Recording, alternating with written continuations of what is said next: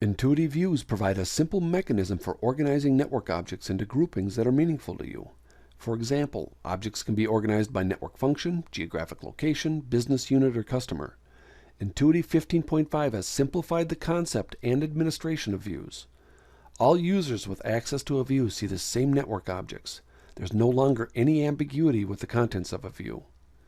Reference views have also been replaced by a base view, where the base views allow the contents of one view to be derived from one or more other views. The My Network view can now be edited to include an event and incident filter, and users can now define a default view that can be used as the default for reporting and other functions in the UI.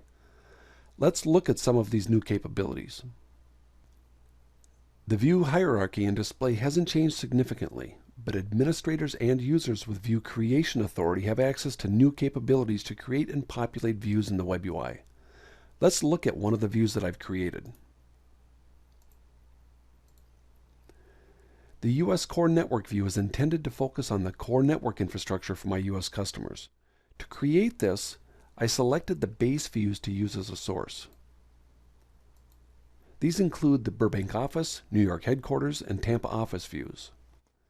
I then selected the union operation to combine the contents of these views. And finally, in order to filter just the required network devices, I applied a filter to specify only routers and switches. The resulting view combines all of my US customers and displays only the intended devices. I can also use the intersection operation as this example shows. I've created the East Coast Switches view to contain an intersection of all of my managed switches and the devices in my New York headquarters.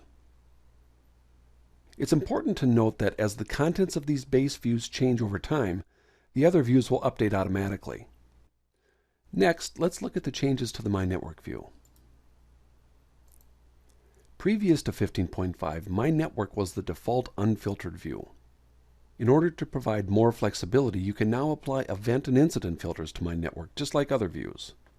On my system, I've added filters to specify only network critical events and incidents. This lets me easily focus on just the critical device outages.